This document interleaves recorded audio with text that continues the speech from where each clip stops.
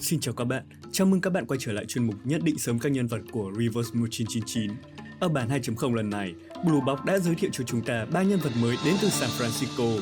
Trong đó, Joe là một nhân vật hỗ trợ 6 sao được mở bán trong banner đầu tiên của bản cập nhật này. Với bộ kỹ năng liên quan nhiều đến hiệu ứng burn, thì anh chàng là một nhân vật rất cháy trong banner phase 1. Liệu rằng những yếu tố đặc biệt đó có đáp ứng được sự quan tâm của người chơi? Hãy cùng mình tìm hiểu và đưa ra những nhận định sớm cho nhân vật Joe. Lưu ý rằng đây là những nhận định từ trải nghiệm sớm của bản thân mình và có thể không còn chính xác trong tương lai.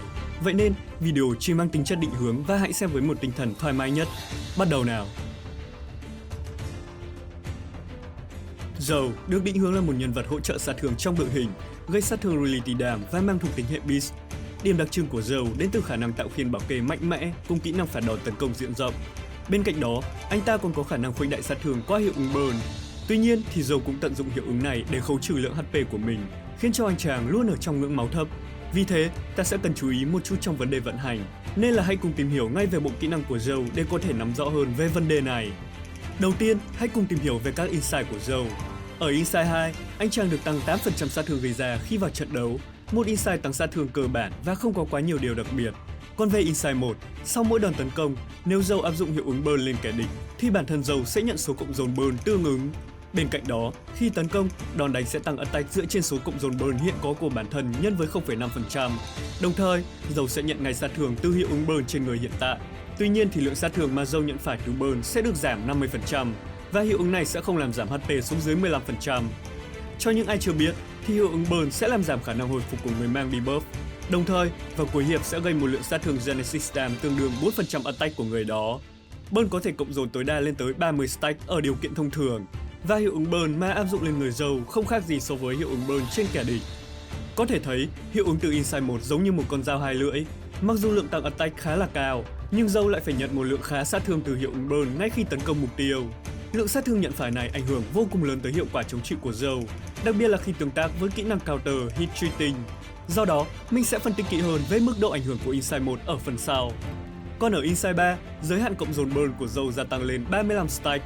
Đồng thời, khi ở trạng thái burn, Joe sẽ miễn nhiễm với debuff Freeze và Cold.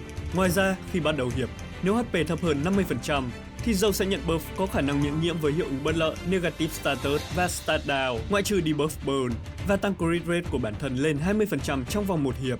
Có thể nói, lượng cộng dồn burn được gia tăng sẽ có tương tác với hiệu ứng tăng attack từ Insight 1 và các kỹ năng khác của Joe, nhưng mức tăng sát thương không quá đáng kể. Tuy nhiên thì khả năng miễn nhiễm hiệu ứng bất lợi lại trở nên vô cùng hữu hiệu. Trong chiến đấu, để tối ưu sát thương của Joe thì anh chàng phần lớn thời lượng đều ở trong ngưỡng máu thấp. Do vậy, tần suất kích hoạt Insight 3 khi Joe dưới 50% HP là khá cao, phụ trợ đáng kể khả năng gia tăng sát thương qua chỉ số crit rate cộng thêm. Hơn nữa, Joe luôn cần phải duy trì lớp khiên bảo kê, nên là việc nhận hiệu ứng khống chế cứng sẽ gây bất lợi rất lớn. Thế nên, khả năng miễn nhiễm với Freeze và Cold phần nào giảm tải gánh nặng vận hành cho anh chàng. Tiếp theo, hãy cùng mình tìm hiểu về các thể kỹ năng của Joe. Ở kỹ năng đầu tiên, Hardness Testing, là đòn tấn công đơn mục tiêu. Joe sẽ gây một lượng khá sát thương reality damage cho mục tiêu chỉ định. Đồng thời, anh chàng sẽ áp dụng 2 cộng dồn debuff burn lên mục tiêu đó.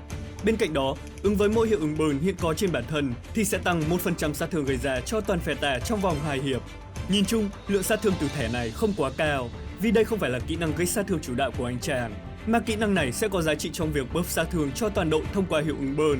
Cộng hưởng với khả năng lưu trữ burn trên bản thân từ Insight 1 cho phép cung cấp tới 15-20% damage bonus cho toàn đội hình và 35% damage bonus ở điều kiện tối ưu. Do vậy, hãy chú ý tới lượng burn trên bản thân khi sử dụng hiệu ứng, có thể mang lại hiệu quả tăng cường sức mạnh đáng kể cho đội hình của bạn trong những hiệp dồn sát thương chủ đạo.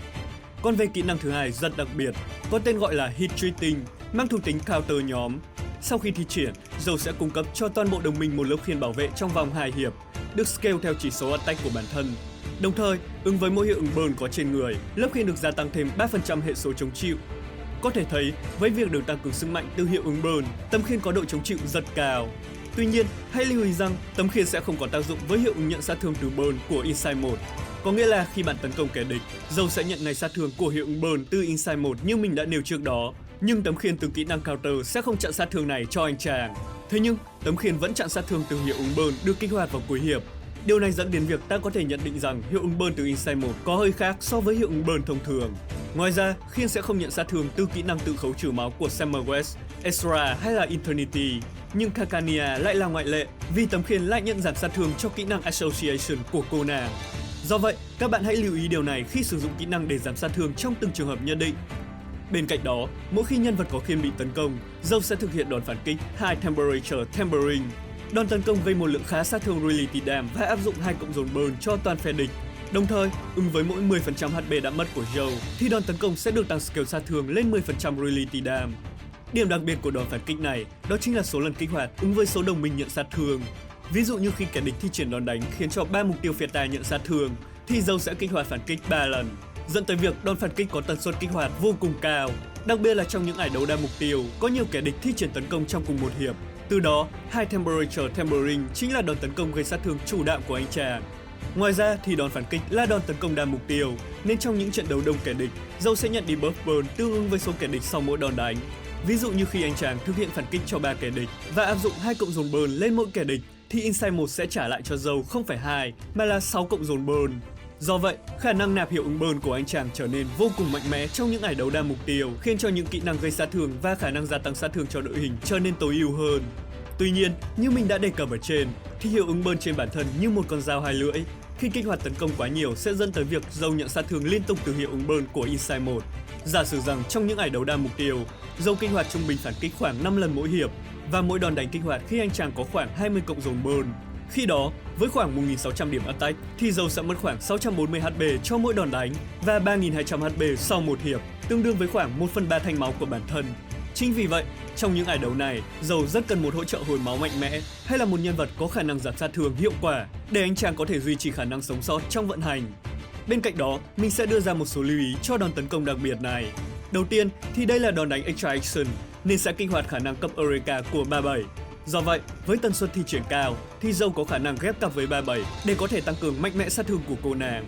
Thứ hai, sát thương chịu thay cho đồng đội của Kakania sẽ không kích hoạt phản kích vì không được tính là nhận đòn tấn công từ kẻ địch. Ngoài ra thì đòn tấn công không thể thi triển khi Joe bị dính hiệu ứng Silence, nhưng vẫn kích hoạt khi nhận hiệu ứng Disarm, hoàn toàn phù hợp với mô tả của debuff. Vậy nên, hãy lưu ý sử dụng kỹ năng hợp lý trong những ải đấu có kẻ địch gây ra những hiệu ứng này. Còn về kỹ năng Ultimate của Joe, Over the Hedge Street, thì anh chàng sẽ gây một lượng khá sát thương Reality Dam cho toàn bộ phe địch. Đồng thời, trước khi thi triển tấn công, Joe sẽ chuyển toàn bộ debuff burn hiện có trên bản thân lên mục tiêu. Và đối với mỗi cộng dồn burn vượt qua giới hạn 30 stack, thì đòn tấn công được tăng skill sát thương thêm 10% Reality Dam. Bên cạnh đó, Joe sẽ không nhận thêm debuff burn qua đòn đánh này. Có thể thấy, việc nhận thêm skill sát thương từ debuff burn vượt qua giới hạn khiến cho Ultimate có một lượng sát thương khá tốt. Tuy nhiên, trên thực tế và trong điều kiện thông thường, thì lượng sát thương của Ultimate chỉ chiếm khoảng 30% tổng sát thương đầu ra của Joe. Do vậy, Ultimate không phải là kỹ năng chủ đạo của anh chàng, nên là việc kết hợp và di chuyển thẻ kỹ năng để lấy Moxie không mang quá nhiều ý nghĩa trong vận hành. Tuy nhiên, ở thời điểm hiện tại, Ultimate không có giới hạn trên cho số cộng dồn burn vượt mức, nên ta có thể thấy những cú núc với lượng sát thương vô cùng lớn. Điều đó dẫn đến việc Ultimate có thể mang lại hiệu quả trong một số ải đấu dài hơi, chẳng hạn như các ải Red Boss. Một lưu ý nhỏ nữa là mặc dù Ultimate là đòn tấn công cho toàn bộ phe địch, nhưng lượng burn được tính toán sẽ dựa trên mục tiêu mà ta chọn và sẽ tăng sát thương cho cả mục tiêu phụ. Ví dụ như mình tấn công hai mục tiêu giống nhau nhưng có lượng burn khác nhau, dẫn đến số cộng dồn vượt qua 30 stack sẽ khác nhau. Tuy nhiên, lượng sát thương đầu ra lại như nhau, chứng tỏ rằng Ultimate đã tính toán sát thương dựa trên mục tiêu được chọn. Do vậy, khi thi triển Ultimate, hãy chọn kẻ địch có số cộng dồn burn lớn nhất trong trận đấu hiện tại để có thể cho ra sát thương đầu ra tốt nhất. Nói tóm lại, thì Joe có bộ kỹ năng rất đặc trưng. Đòn phản kích của Joe chiếm phần lớn sát thương đầu ra trong mọi trường hợp, trong khoảng từ 36% đến 70%, đặc biệt là trong những ải đấu đa mục tiêu. Do vậy, lượng sát thương mà Joe đóng góp phụ thuộc rất nhiều vào môi trường ải đấu. Trong những ải đấu hai mục tiêu, sát thương đầu ra của Joe có thể tăng gấp đôi so với đơn mục tiêu và sẽ là gấp 4 lần trong ải đấu 3 mục tiêu. Và điều đó cũng tỷ lệ nghịch với khả năng duy trì sự sống của anh chàng. Do vậy, mình đánh giá Joe mang lại giá trị rất tốt trong những ải đấu đa mục tiêu và khi kẻ địch thi triển tấn công với tần suất cao, điển hình như là UTTU hoặc là các ải Red Boss. Trái lại, trong những trường hợp này thì Joe cũng cần có những đồng đội có khả năng hồi phục mạnh mẽ hay là cần đến khả năng vận hành cẩn thận từ người chơi. Còn trong các ải Limbo, Joe hoàn toàn có thể đóng vai trò bảo kê và gây sát thương phụ trợ cho đội hình mà không cần đến healer. Do đặc trưng ải đấu có thời lượng ngắn và tấm khiên có thể ngăn chặn khá hiệu quả sát thương gây ra từ kẻ địch trong ải này. Về vận hành của Joe trong đội hình, thì anh chàng sẽ thi triển kỹ năng chủ yếu dựa trên tình hình kẻ địch và lượng chống chịu hiện tại của bản thân. Do vậy, mình sẽ không hướng tới rotation cụ thể, mà chỉ đưa ra một số lưu ý khi sử dụng kỹ năng. Đầu tiên, Joe là một nhân vật có thể vận hành theo hướng tiết kiệm thẻ kỹ năng. có nghĩa là anh chàng chỉ sử dụng thẻ kỹ năng counter để duy trì lốc khiên trên bản thân và đồng đội, không quá cần thiết phải thi triển các kỹ năng khác mà vẫn đảm bảo được giá trị về mặt hỗ trợ. Tuy nhiên, kỹ năng counter nên được duy trì liên tục nếu bạn muốn gây một lượng lớn sát thương trong mải đấu đa mục tiêu. Do vậy, hãy chú ý đến lớp khiên của đồng minh và sử dụng counter ngay khi tấm khiên đã bị mất. Ngoài ra thì thẻ debuff và ultimate mang lại hiệu quả tốt nhất khi Joe có một lượng lớn cộng dồn burn trên người. Thế nên, ta có thể chỉ sử dụng những kỹ năng này trong những hiệp dồn sát thương sau khi đã tích trữ đủ stack burn để tối ưu tài nguyên thẻ kỹ năng cho đội hình. Kế đến, hãy cùng tìm hiểu những nhân vật có synergy hiệu quả đối với anh chàng. Với vai trò là một hỗ trợ sát thương kiêm bảo kê trong một vài trường hợp, thì Joe có thể linh hoạt kết hợp với rất nhiều thể loại đội hình khác nhau. Tuy nhiên, sẽ có một số nhân vật tương tác khá tốt với bộ kỹ năng của Joe. Đầu tiên, ở vị trí hỗ trợ sát thương có thể kể đến 37. Như đã phân tích ở trên, kỹ năng phản đòn của Joe được tính là extra action, nên có thể hồi lại điểm Eureka nhanh chóng cho 37, gia tăng đáng kể tần suất kích hoạt đòn đánh theo sau mạnh mẽ của cô nàng. Do đó, ở vị trí chủ lực thì Lucy khi đi cùng với 37 có thể tương tác khá tốt với kỹ năng phản đòn của Joe. Bởi vì khi 37 được gia tăng hiệu quả nạp Eureka, thì Lucy cũng sẽ được tăng cường cộng dồn Dynamo cho bản thân, khiến cho cô nàng có thể nhanh chóng cường hóa bộ kỹ năng của mình. Thế nên, Lucy cũng có thể ghép cặp với Joe khi có 37 trong vị trí hỗ trợ. Ngoài ra thì Spathodia cũng có thể đóng vai trò chủ lực chính trong đội hình của Joe. Cô nàng có bộ kỹ năng tương tác hiệu quả với hiệu ứng burn. Vì lẽ đó, khả năng cung cấp burn qua đòn phản kích với tần suất cao của Joe sẽ giúp cho Spathodia thoải mái hơn trong quá trình gây sát thương và cải thiện đáng kể vận hành. Còn đối với vị trí hỗ trợ sát thương và hiệu ứng, có thể kể đến Iso, Summer West và Gatian. Về Iso, cô nàng có thể cung cấp thêm cộng dồn burn cho kẻ địch, tăng cường hiệu quả gây sát thương của Joe. Hơn nữa, hiệu ứng Bree Ignition mà Iso cung cấp cho đồng minh vào mỗi hiệp hoàn toàn có thể tương tác với hiệu ứng burn của anh chàng, dẫn đến việc Joe có thể tích trữ Bree Ignition để gây một lượng debuff burn đột phá qua đòn ultimate. Thế nhưng, hãy cẩn thận khi đi cùng với Iso, có thể khiến Joe gặp khó khăn trong việc duy trì sự sống vì lượng cộng dồn burn quá lớn mà cô nàng cung cấp.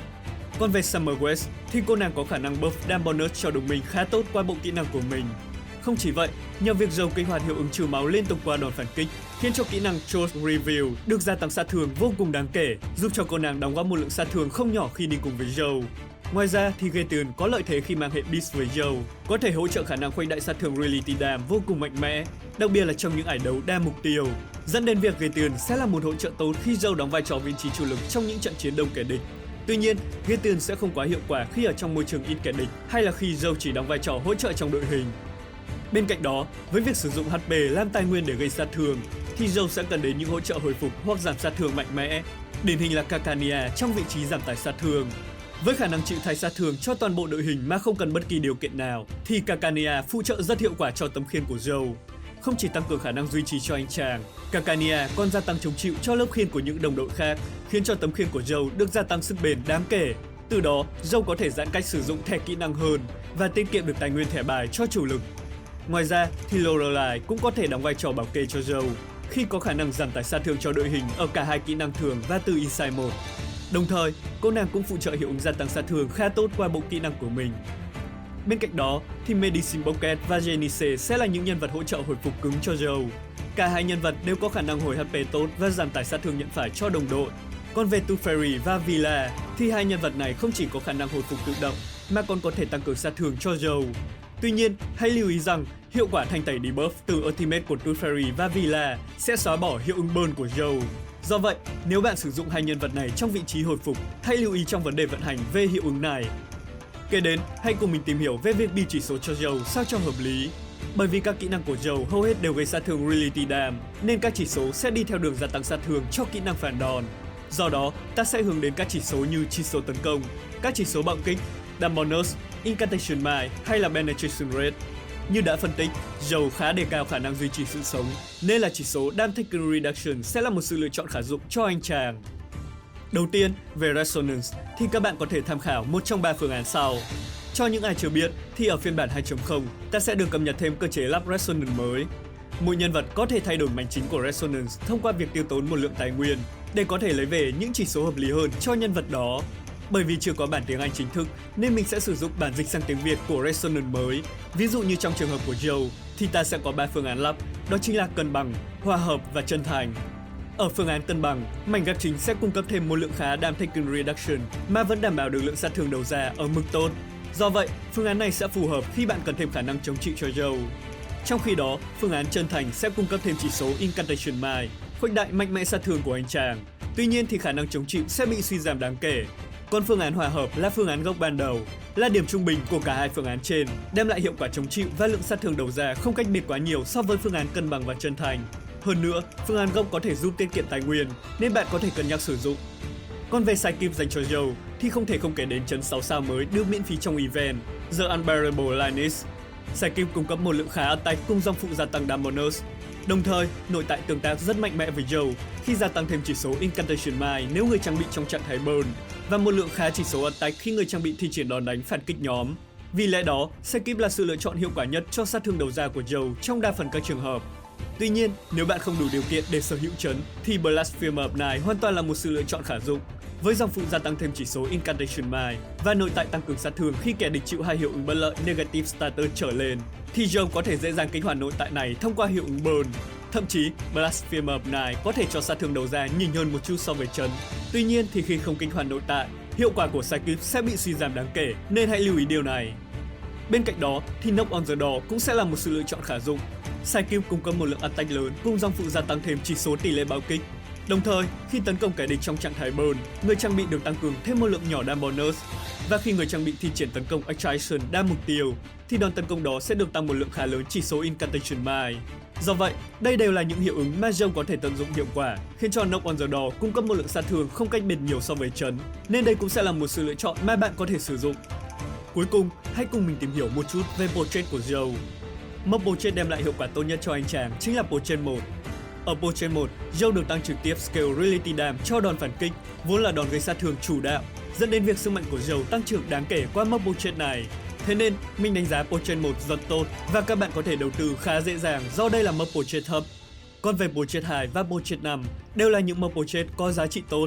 Ở cả hai mốc này, Joe được tăng tấn công dựa trên số burn hiện có trên bản thân, giúp gia tăng ổn định lượng sát thương đầu ra của anh chàng. Thế nên, cả P2 và P5 đều tăng trưởng sức mạnh ở mức tốt dành cho Joe. Còn ở portrait 3, Joe được tăng giới hạn cộng dồn hiệu ứng burn lên 45 stack. Portrait 3 có độ hiệu quả tùy thuộc vào môi trường ải đấu. Ví dụ như trong những ải đấu ngắn và Joe không có cơ hội nạp nhiều cộng dồn burn cho bản thân, thì mức tăng trưởng sát thương của portrait 3 khá thấp. Nhưng ở các trận đấu dài hơi, hay là khi Joe có thể duy trì ngưỡng cộng dồn burn ở mức cao nhờ kỹ năng của đồng đội, thì portrait 3 sẽ đem lại hiệu quả gia tăng sát thương mạnh mẽ. Do vậy, mình đánh giá portrait 3 ở mức khá ổn tùy trường hợp. Còn về portrait 4, ultimate của Joe được tăng cường thêm một lượng khá lớn scale sát thương cho đòn đánh. Tuy nhiên, như đã phân tích, đây không phải là đòn tấn công chủ đạo của Joe, nên mức tăng trưởng sát thương ở mốc portrait này sẽ không quá cao. Tổng kết lại, thì Joe là một nhân vật có bộ kỹ năng không cũ mà cũng không mới, nhưng lại đem đến nhiều sự thay đổi và nâng cấp đáng kể so với những hiệu ứng đã có trong trò chơi. Với khả năng gây sát thương mạnh mẽ qua đòn phản kích, thì Joe sẽ bị phụ thuộc khá nhiều vào điều kiện môi trường của ải đấu để có thể phát huy tối đa tiềm năng của mình. Bên cạnh đó, khả năng duy trì sự sống cũng sẽ là một vấn đề lớn mà chúng ta sẽ cần phải giải quyết. Vậy nên, Joe sẽ cần người chơi có một chút suy tính trong vấn đề vận hành để có thể hỗ trợ sát thương hiệu quả hơn. Và trên đây là những chia sẻ của mình về nhân vật Joe. Nếu các bạn cảm thấy hữu ích, đừng quên nhấn like và subscribe để mình có thêm động lực làm video. Chúc các bạn có một buổi sáng, buổi trưa và buổi tối tốt lành. Xin cảm ơn và hẹn gặp lại!